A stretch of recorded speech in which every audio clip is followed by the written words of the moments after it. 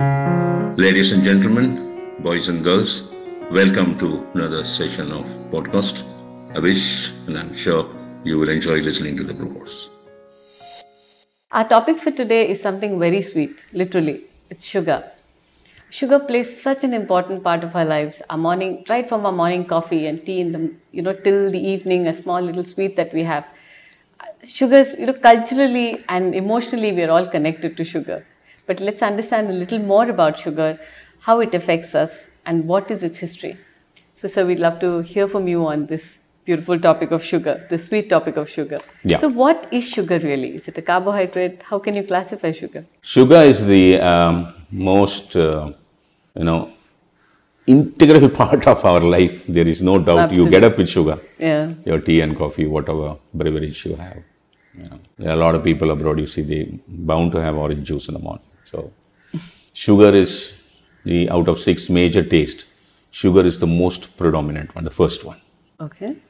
So, physiologically, if you take the tip of the tongue, has more sensory buds, which The most sensory part of the tongue. which recognizes sugar, feel the taste of the sugar.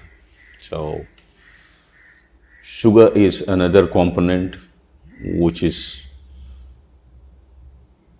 a tool or a real and influencing agent to activate your salivary gland, which is most important for your entire gastroenteritis balance. Digestion. Yeah, qualitative and quantitative production of saliva is what is needed. As long as you're going to remain with food and nutrition conditioning. So, if you see a lot of traditions in India, both in North India and South India, they eat a little bit of sweet before they start eating to activate the salivary gland. So, the entire food and nutrition of the world population is fully binded with sugar. True. Fully binded with sugar. There is no way that you can imagine your food and nutrition without sugar. So sugar plays an important role, which the statistics says that 180 to 190 million metric ton of sugar is produced all over the world. 80% of it is from sugarcane, 20% of it is from sugar beet, and Brazil being number 1, India being number 2, China being number 3. So, out of the top 10 countries produces sugar. So, this 180 million metric ton of sugar, 65 to 70% goes through the food processing industry. 30 to 35% goes to the household, where we buy sugar and we use it in whatever combinations for tea, coffee and juices and whatever we make sweets at home and all that stuff. So, and the other thing is the processing industry, by and large, sugar. There is nothing you find without sugar. One of the major industries is wine, then you come chocolates, then you come candies, then you come jam, then you come ketchup, then you come all kinds of sauces. Then you have bakery products, even your bread and bun is produced, all biscuits, all confectionaries, all sweets, ice creams, aerated waters, fruit juices.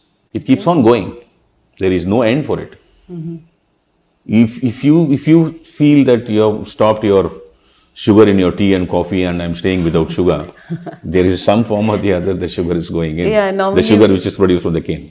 Absolutely. We'll only look at sugar in terms of the granular sugar in, the one that we take and put in the tea or coffee. But all of these silent or hidden sugar sources that enter our dietary, regulation, we are not even really aware about that. Yeah, you have to understand one point is the granulated sugar, whatever the white refined cane sugar or white sugar you call it, they are processed and purified as a sweetener now. Now the sugar is available with you, either it's produced from a beet or cane.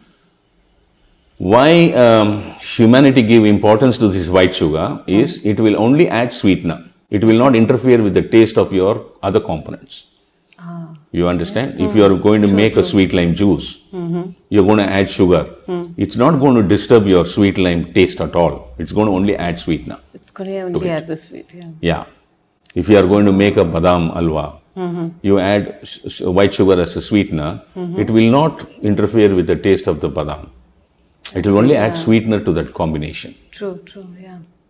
Now Okay? that you say it, yeah. If you put jaggery, it will interfere. It will interfere. Very true, doctor. Very true. So we prefer a sweetener which will not interfere with the taste of the other components when we use any other product to eat, like a cake, or dessert, or a mousse, or a souffle, whatever we make it. A particular, different flavors of ice creams, or different flavors of chocolates, different flavors of the Indian sweets. Why white sugar is used? Because it only adds the sweetness to that combination of your final product without interfering in the taste of the other components which are used. That's why we give preference to that. True. Now that you say it, when you put jaggery in tea, the taste of the tea itself changes. It's not just sweet. It will interfere with your tea taste. Very true. Yeah. You will not enjoy your tea. You will not enjoy your coffee. Very This is where it comes into play. And going back, is sugar a carbohydrate? Yeah, sugar is, it's very much a carbohydrate. There are 4 predominant food material produced by the entire humanity of the world population. The four are, one is rice, the second is wheat, the third is milk, the fourth is sugar. All 4 are carbohydrate materials. So, sugar is a disaccharide carbohydrate material. There are 2 molecules. Saccharide is a Greek word for sugar.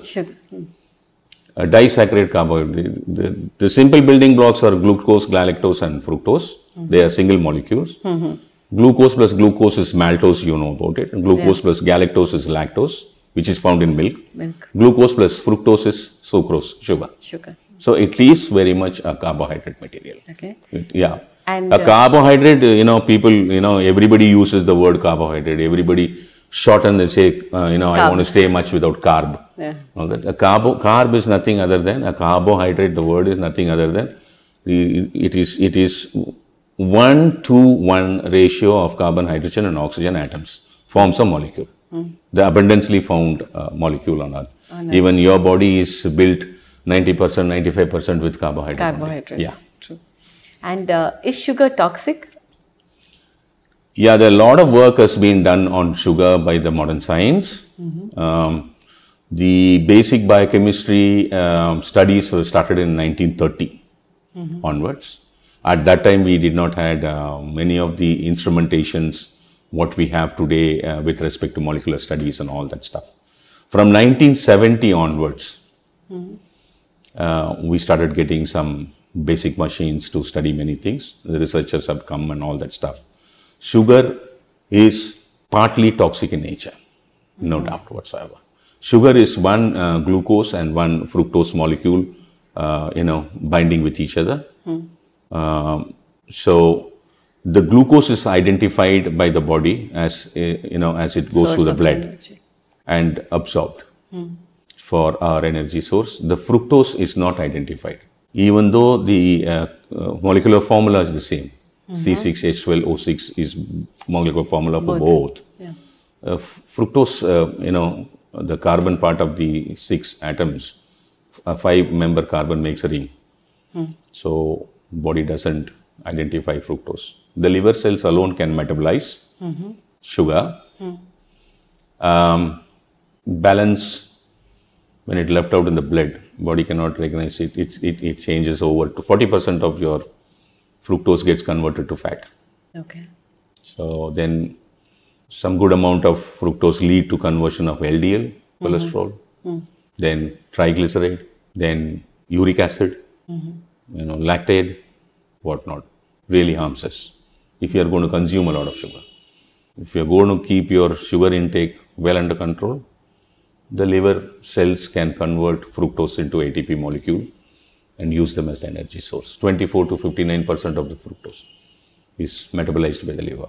If you are taking good amount, WHO regulation today is 6 spoons of sugar. Each spoon is about 4 grams. So 1 gram of sugar leads to 4 calories. They are very much conscious about the calories these days. 1 gram of sugar. Yeah, 4 calories. It comes to some 3.85, roughly 4. And 6 spoons only they are asking you to take. But It's too difficult to stay with 6 spoons.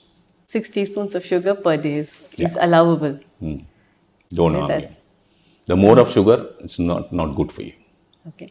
See, you spoke about the toxicity of sugar. Now, this is the fructose is the base quality of sugar. What about the purification and the whitening of sugar, etc.? This modernization itself would add to the how No, toxic now everything sugar is sophisticated.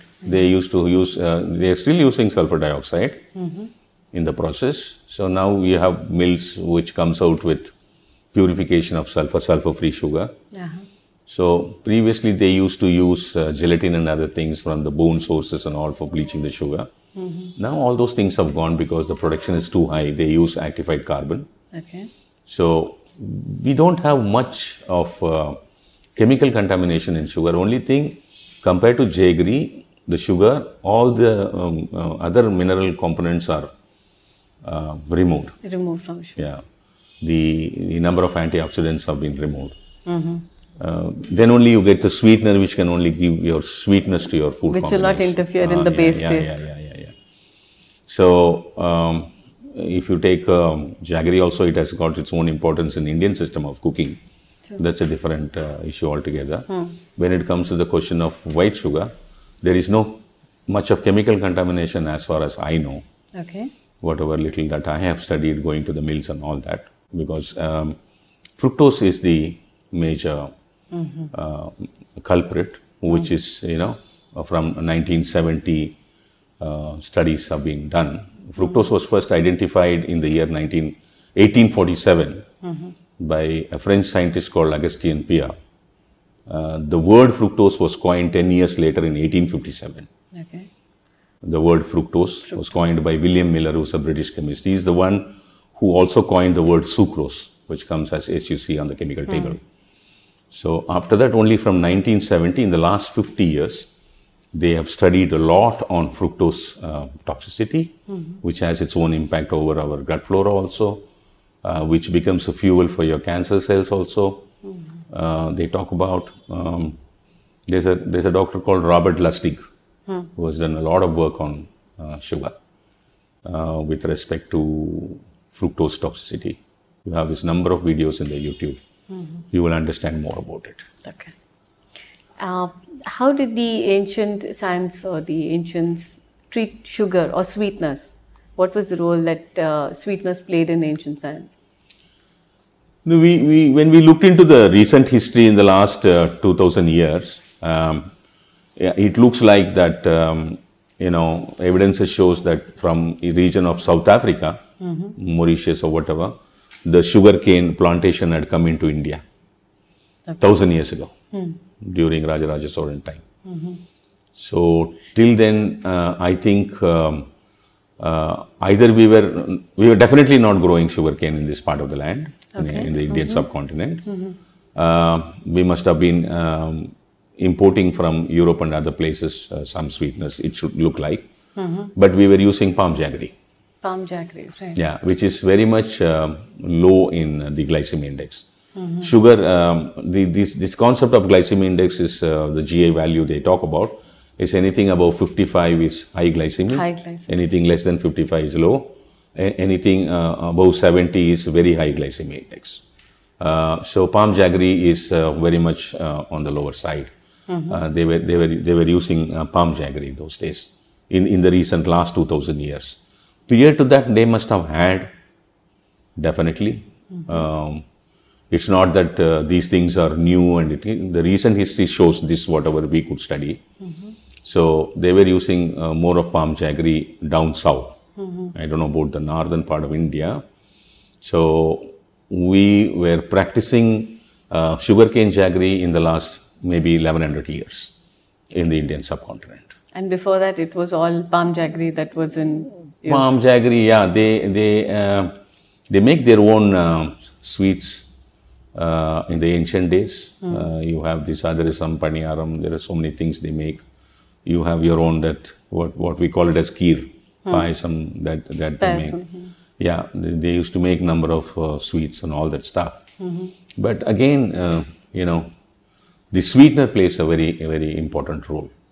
So the contribution of ancient Tamil science to sweeteners was the palm jaggery that they were, which is still in use, in fact. The ancients, they're all, a kind of a civilization they lived.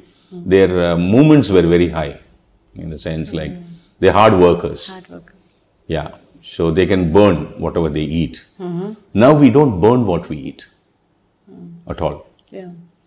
You need basic amount of food to ourselves. We overeat because we have too much of food around us. The availability.